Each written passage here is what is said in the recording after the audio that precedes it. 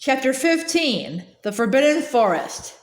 Things couldn't have been worse. Filch took them down to Professor McGonagall's study on the first floor, where they sat and waited without saying a word to each other. Hermione was trembling. Excuses, alibis, and wild cover-up stories chased each other around Harry's brain, each more feeble than the last. He couldn't see how they were going to get out of trouble this time.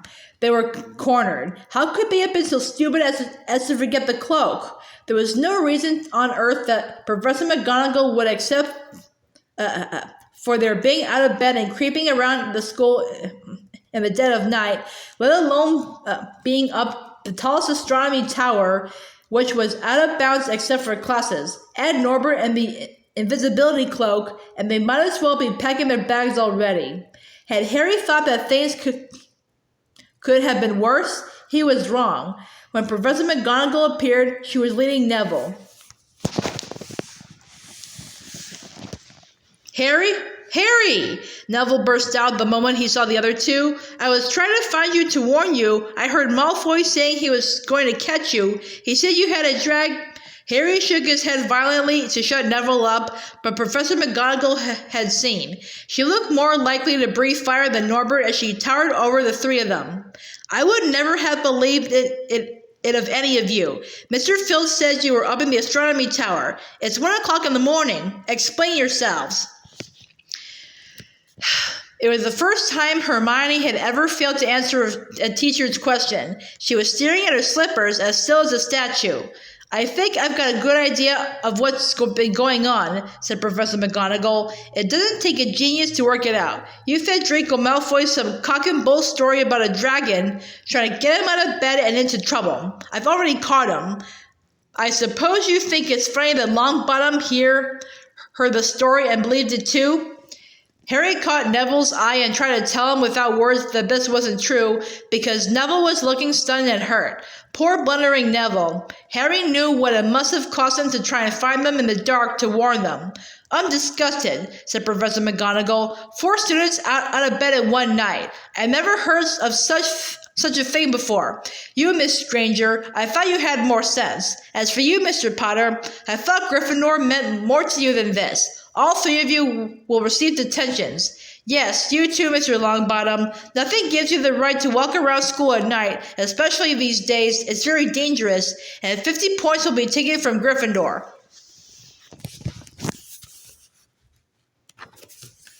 "50?" Harry gasped. They would lose the lead he won in the last Quidditch match. 50 points each, said Professor McGonagall, breathing heavily through her long pointed nose. Professor, please, you can't. Don't tell me what I can and can't do, Potter. Now get back to bed, all of you. I've never been more ashamed of Gryffindor students. 150 points lost. That put Gryffindor in last place. In one night, they ruined any chance Gryffindor had for the House Cup. Harry felt as though the bottom had dropped out of his stomach. How could they ever make up for this? Harry didn't sleep at night. He could hear Neville sobbing into his pillow for what seemed like hours. Harry couldn't think of anything to say to comfort him. He knew Neville, like himself, was dreading the dawn. What would happen when the rest of Gryffindor found out what they'd done? At first, Gryffindors passing the giant hourglasses that recorded the house points the next day thought there'd been a mistake. How could they suddenly have 150 points fewer than yesterday? And then the story started to spread. Harry Potter, the famous Harry Potter, their hero of 2 Quidditch matches, had lost them all those points, him and a couple of other stupid first years.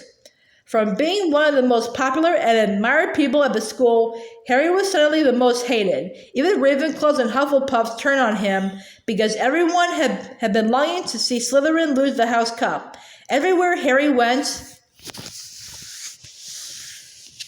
people pointed and didn't trouble to lower their voices as they insulted him. Slytherins, on the other hand, clapped as he walked past them, whistling and cheering. Thanks, Potter, we owe you one.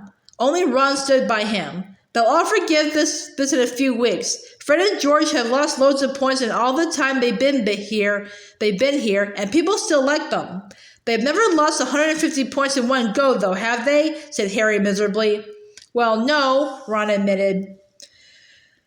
It was a bit late to repair the damage, but Harry swore to himself not to meddle in things that weren't his business from now on. He had it with sneaking around and spying. He felt so ashamed of himself that he went to Wood and offered to resign from the Quidditch team. Resign? Wood thundered. What could all that do? How are we going to get any points back if we can't win at Quidditch? But even Quidditch had lost its fun. The rest of the team wouldn't speak to Harry during practice, and if they had to speak about him, they called him the Seeker. Hermione and Neville was suffering too. They didn't have as bad a time as Harry because they weren't as well known, but nobody would speak to them either. Hermione had stopped drawing attention to herself in class, keeping her head down and working in silence. Harry was almost glad that the exams weren't far away. All the studying he had to do kept his mind off his misery. He, Ron, and Hermione kept to themselves, working late into the night, trying to remember the ingredients and complicated potions, learn charms and spells by heart, memorize the dates of magical discoveries and goblin rebellions. Then, about a week before the exams were due to start, Harry's new resolution not to interfere in anything that didn't concern him was put to an unexpected test. Walking back from the library on his own one afternoon, he heard somebody whimpering from a classroom up ahead. As he drew closer, he heard Quirrell's voice. No, not again, please. It sounded as though someone was threatening him. Harry moved closer. All right, he heard Quirrell sob. Next second, Quirrell came hurrying out of the classroom, straightening his turban. He was pale and looked as though he was about to cry. He strode out of sight. Harry didn't think Quirrell had even noticed him. He waited until Quirrell's footsteps had disappeared, then peered into the classroom. It was empty, but a door stood ajar at the other end. Harry was halfway toward it before he remembered what he promised himself about not meddling. All the same, he had gambled 12 Sorcerer Stones that Snape had just left the room, and from what Harry had just heard, Snape would be walking with a new spring in his step. Quirrell seems to have given in at last. Harry went back to the library, where Hermione was testing Ron on astronomy. Harry told them what he'd heard. Snape's done it then, said Ron. If Quirrell's told him how to break his anti-dark force spell. They're still fluffy, though, said Hermione. Maybe Snape's found out how to get past them without asking Hagrid, said Ron, looking up at the thousands of books surrounding them. I bet there's a book somewhere in here telling you how to get past a giant three-headed dog. So what do we do, Harry? The light of adventure was kindling again in Ron's eyes, but Hermione answered before Harry could. Go to Dumbledore. That's what we should have done ages ago. If we try anything ourselves, we'll be thrown out for sure. But we've got no proof, said Harry. Quirrell's too scared to back us up. Snape's only got to say he doesn't know how the troll got in at Halloween and that he was nowhere near the third floor. Who do you think they'll believe, him or us? It's not exactly a secret we hate him. Dumbledore will think we made up to get him sacked. Filch wouldn't help us if his life depended on it. He's too friendly with Snape, and the more students get thrown out, the better, he'll think. And don't forget, we're not supposed to know about the stone or Fluffy. That'll take a lot of explaining. Hermione looked convinced, but Ron didn't. If we just do a bit of poking around... No, said Harry flatly. We've done enough poking around. He pulled a map of Jupiter toward him and started to learn the names of its moons.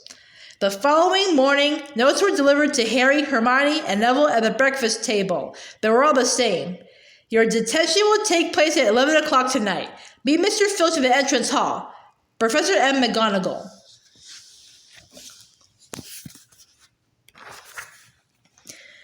Harry had forgotten they still had detention to do in the furor over the points they'd lost. He had half expected Hermione to complain that this was a whole night of studying lost, but she didn't say a word. Like Harry, she felt they deserved what they got. At 11 o'clock that night, they said goodbye to Ron in the common room and went down to the entrance hall with Neville. Filch was already there, and so was Malfoy. Harry had also forgotten that Malfoy had gotten a detention too. Follow me, said Filch, lighting a lamp and leading them outside. I bet you'll think twice about breaking a school rule again, won't you, eh? He said, leering at them. Oh, yes. Hard work and pain are the best teachers if you ask me. It's just a pity they let the old punishments die out. Hang you by your wrist from the ceilings for a few days. I've got the chains still in my office. Keep them well oiled in case they're ever needed. Right, off we go. And don't think of running off. Running off now. It'll be worse for you if you do. They marched off across the dark grounds. Neville kept sniffing. Harry wondered what their punishment was going to be. It must be something really horrible, or Filch wouldn't be sounding so delighted. The moon was bright, but clouds scudding across it kept throwing them into darkness. Ahead, Harry could see the lighted windows of Hagrid's hut. Then they heard a distant shout. Is that you, Filch? Hurry up! I want to get started. Harry's heart rose. If they were going to be working with Hagrid, it wouldn't be so bad. His relief must have shown in his face, because Filch said, I suppose you think you'll be enjoying yourself with that oaf? Well, think again, boy. It's into the forest you're going, and I'm much mistaken if you'll all come out in one piece. At this, Neville let out a little moan, and Malfoy stopped dead in his tracks. The forest, he repeated, and it didn't sound quite as cool as usual. We can't go in there at night. There's all sorts of things in there. Werewolves, I heard. Neville clutched the sleeve of Harry's robe and made a choking noise. That's your problem, isn't it? Said Filch, his voice crackling with glee. Should have thought of the werewolves before he got into trouble, shouldn't you? Hagrid came striding toward them out of the dark, Fang at his heel. He was carrying his large crossbow, and a quiver of arrows hung over his shoulder. About time, he said. I've been waiting for half an hour already. All right, Harry, Hermione? I shouldn't be too friendly to them, Hagrid, said Filch coldly. They're here to be punished, after all. That's why you're late, is it? Said Hagrid, frowning at Filch. Been lecturing them, eh? It's not your place to do that. You've done your bit. I'll take over from here. I'll be back at dawn, said Filch, for what's left of them, he added nastily, and he turned and started back toward the castle, his lamp bobbing away in the darkness. Malfoy now turned to Hagrid. I'm not going in that forest, he said, and Harry was pleased to hear the note of panic in his voice.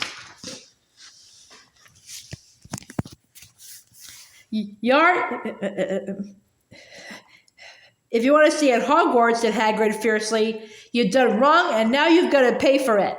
But this is servant stuff. It's not for students to do. I thought we'd be copying lines or something. If my father knew I was doing this, he'd... Tell you that's how it is at Hogwarts, Hagrid growled. Copying lines. What good's that to anyone?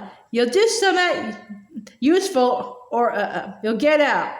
If you think your father rather you were expelled, then get back up to the castle and pack. Go on. Malfoy didn't move. He looked at Hagrid furiously, but then dropped his gaze. Right, Ben, said Hagrid. Now listen carefully, because it's dangerous what we're going to do tonight, and I don't want no one taking risks. Follow me over here a moment. He led them to the very edge of the forest. Holding his lamp up high, he pointed down a narrow, winding earth track that disappeared into the thick black trees. A light breeze lifted their hair as they looked into the forest. Look there, said Hagrid. See that stuff shining on the ground? Silvery stuff? That's unicorn blood. But there's a unicorn in there been hurt badly by Summit. This is the second time in a week. I found one dead last Wednesday. We're going to try and find the poor thing. We might have to put it out of its misery. And what if whatever hurt the unicorn finds us first, said Malfoy, unable to keep the fear out of his voice. There's nothing that lives in the forest that'll hurt you if you're with me or Fang, said Hagrid. And keep to the path. Right now, we're going to split into two parties and follow the trail in different directions. They're split all over the place. It must have been staggering around since last night at least. I want Fang, said Malfoy quickly, looking at Fang's long teeth. All right, but I warn you, he's a coward, said Hagrid. So me, Harry, and Hermione go one way, and Draco, Neville, and Fang will go the other. Now, if any of us find the unicorn, we'll stand up green sparks, right? Get your wands out and practice now. That's it. And if anyone gets in trouble, send us red sparks, and we'll all come and find you. So be careful. Let's go. The forest was black and silent. A little way into it, they reached a fork in the earth path, and Harry, Hermione, and Hagrid took the left path while Malfoy, Neville, and Fang took the right. They walked in silence, their eyes on the ground. Every now and then, a ray of moonlight through the branches above lit a spot of silver-blue blood on the fallen leaves. Harry saw that Hagrid looked very worried. Could a werewolf be killing unicorns? The unicorns? Harry asked. Not fast enough, said Hagrid. It's not easy to catch a unicorn. They're powerful magic creatures. I never knew one to be hurt before. They walked past a mossy tree stump. Harry could hear running water. There must be a stream somewhere close by. There were still spots of unicorn blood here and there along the winding path. You all right, Hermione? Hagrid whispered. Don't worry. It can't have gone far if it's this badly hurt, and then we'll be able to get behind that tree. Hagrid seized Harry and Hermione and hoisted them off the path behind a towering oak. He pulled out an arrow and fitted it into his crossbow, raising it, ready to fire. The three of them listened. Something was slithering over dead leaves nearby. It sounded like a cloak trailing along the ground. Hagrid was squeezing up the dark path, but after a few seconds, the sound faded away. I knew it, he murmured. There's some out here that shouldn't be. A werewolf? Harry suggested. That wasn't no werewolf, and it wasn't no unicorn either, said Hagrid grimly. Right, follow me, but careful now. They walked more slowly, ears straining for the faintest sound. Suddenly, in a clearing ahead, something definitely moved. Who's there? Hagrid called. Show yourself, I'm armed. And into the clearing came, was it a man or a horse?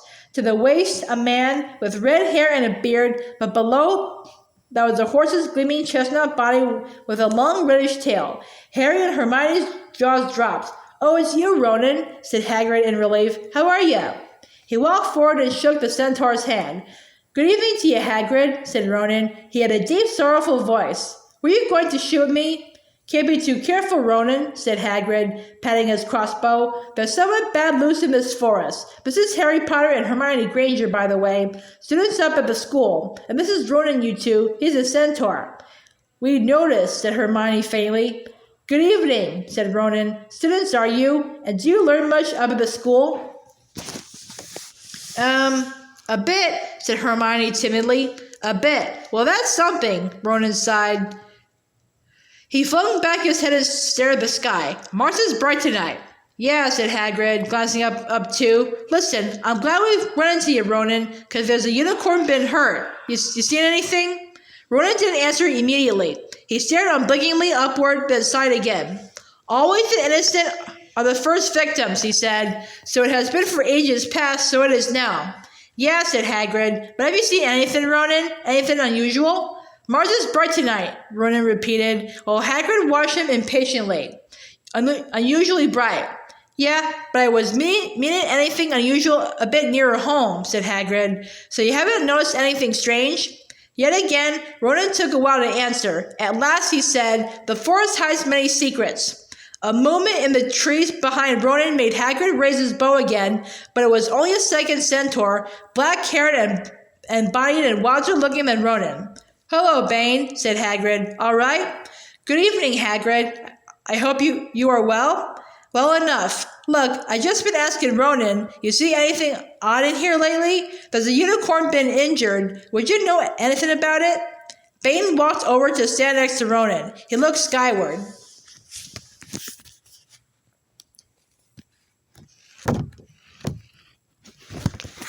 Mars is bright tonight, he said simply. We've heard, said Hagrid grumpily. Well, if either of you do see anything, let me know, won't you? We'll be off then. Harry and Hermione followed them out of the clearing, staring over their shoulders at Ronan and Bane until the trees blocked their view. Never, said Hagrid irritably, try to get a straight answer out of a centaur. Ready strange stargazers, not interested in anything closer to the moon. Are there many of them in here? Asked Hermione. Oh, a fair few. Keep themselves to themselves mostly, but they're good enough about turning up if ever I want a word. They're deep mind centaurs. They know things, just don't let on much. Do you think there was a centaur we heard earlier? Said Harry. Did that sound like hooves to you? Nah, if you ask me, that was what's been killing the unicorns. Never heard anything like it before. They walked on through the dense, dark trees. Harry kept looking nervously over his shoulder. He had the nasty feeling they were being watched. He was very glad they had Hagrid and his crossbow with them. They had just passed a bend in the path where Hermione grabbed Hagrid's arm. "Hagrid, look! Red sparks! The others are in trouble!" "You two wait here," Hagrid shouted. "Stay in the path. I'll come back for you." They heard him crashing away through the undergrowth and stood looking at each other, very scared, until they couldn't hear anything but the rustling of leaves around them.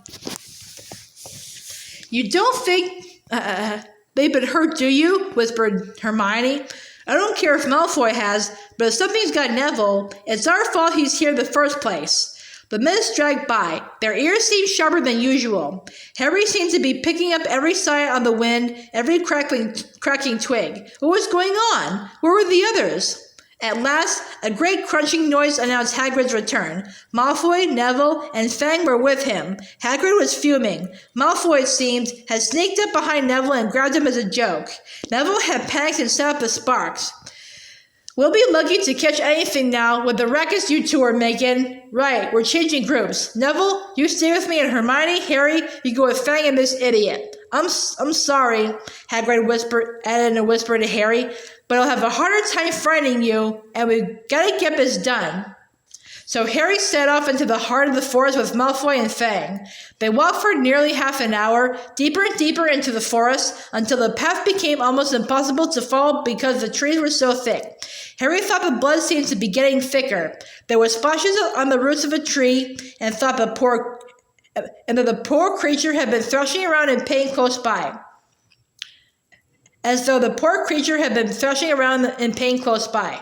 Harry could see a clearing ahead through the tangled branches of an ancient oak. "Look," he murmured, holding out his arm to stop Malfoy.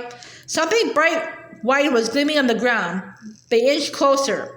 It was a unicorn, all right, and it was dead. Harry had never seen anything so beautiful and sad. Its long, slender legs were stuck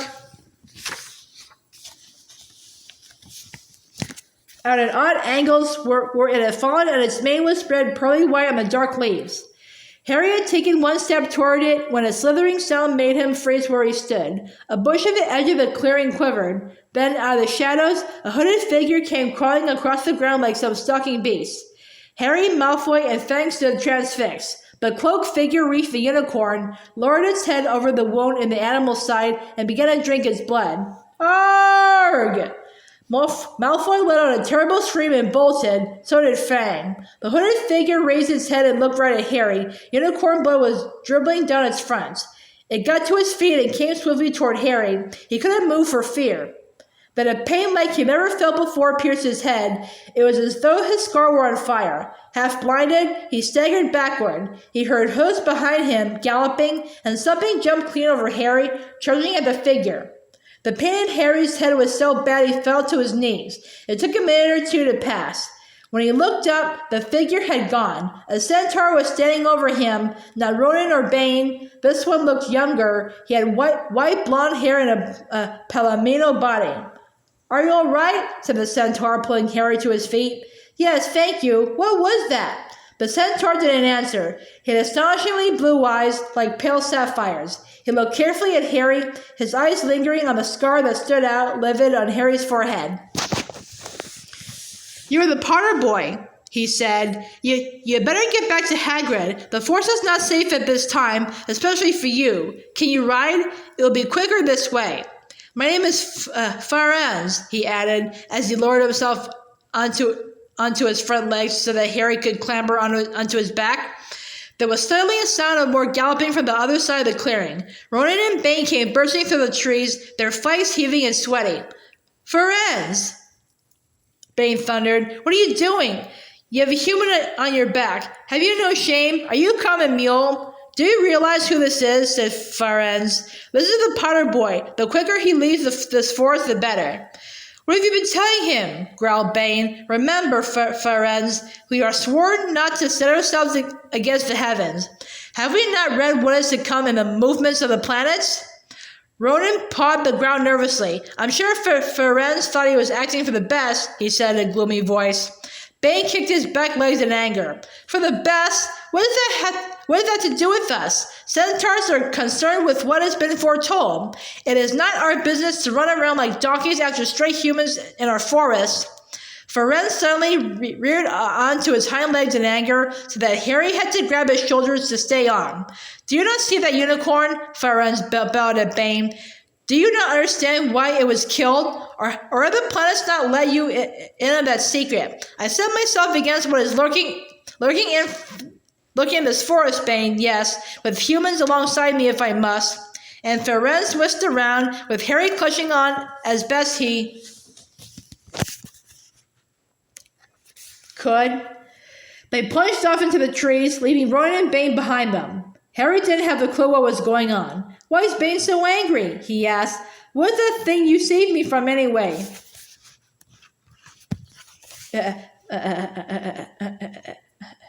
Ferenz slowed to a walk, warned Harry to keep his head bowed in case of low-hanging branches, but did not answer Harry's question. They made their way through the trees in silence for so long that Harry thought Ferenz didn't want to talk to him anymore. They were passing through a particularly dense patch of trees, however, when Ferenz suddenly stopped. Harry Potter, do you know what unicorn blood is used for? No, said Harry, startled by the odd question. We've only used the horn and tail here in potions. That is because it is a monstrous thing to slay a unicorn, said Ferenz. Only one who has nothing to lose and everything to gain would commit such a crime. The blood of a unicorn will keep you alive, even if you are an inch from death, but at a terrible price. You have slain something pure and defenseless to save yourself, and you'll have but a half-life, a cursed life, from the moment the blood touches your lips. Harry stared at the back of Ferenz's head, which was dappled silver in the moonlight. But who'd be that desperate? He wondered aloud. If you're going to be cursed forever, death's better, isn't it? It is, Ferenz agreed, unless all you need is to stay alive long enough to drink something else. Something that will bring you back to full strength and power. Something that will mean you can never die.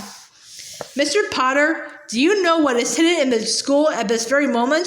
The Sorcerer's Stone. Of course, the elixir of life. But don't understand who. Can you think of nobody who has waited many years to return to power, who has clung to life, awaiting their chance? It was as though an iron fist had clenched suddenly around Harry's heart. Over the rustling of the trees, he seemed to hear once more what Hagrid had told him on the night they had met. Some say he died. Codswallop, in my opinion. Don't know if he had enough human left in him to die. Do you mean? Harry croaked. That was Harry, are you all right? Hermione was running toward them down the path, Hagrid puffing along behind her. I'm fine, said Harry, hardly knowing what he was saying. The unicorn's dead, Hagrid. Is it that clearing back there? This is where I leave you, Ferenz murmured as Hagrid hurried off to examine the unicorn. You are safe now. Harry slid off his back. Good luck, Harry Potter, said Ferenz. The planets have been rid wrongly before now, even by centaurs. I hope this is one of those times. He turned and cantered back into the depths of the forest, leaving Harry shivering behind him. Ron had fallen asleep in the dark common room, waiting for them to return. He shouted something about Quidditch fouls when Harry roughly shook him awake. In a matter of seconds, though, he was wide-eyed as Harry began to tell him and Hermione what had happened in the forest. Harry couldn't sit down. He paced up and down in front of the fire. He was still shaking. Snape wants a stone for Voldemort, and Voldemort's waiting in the forest. And all this time, we thought Snape just wanted to get rich. Stop saying the name, said Ron in a terrified whisper, as if he thought Voldemort could hear them. Harry wasn't listening. Ferenz saved me, but he shouldn't have done so. Bane was furious. He was talking about interfering with what the planets say is going to happen. They must show that Voldemort's coming back. Bane thinks Ferenz should have let Voldemort kill me. I suppose that's written in the stars as well. Will you stop saying the name? Ron hissed. So all I've got to wait for now is Snape to steal the stone. Harry went on feverishly. Then Voldemort will be able to come and finish me off. Well, I suppose Bane will be happy.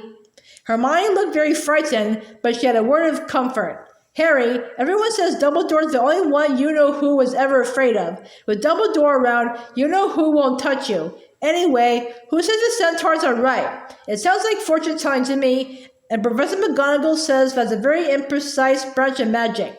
The sky had turned light before they stopped talking. They went to bed exhausted, their throats sore, but the night's surprises weren't over. When Harry pulled back his sheets, he found his invisibility cloak folded neatly underneath them. There was a note pinned to it, just in case.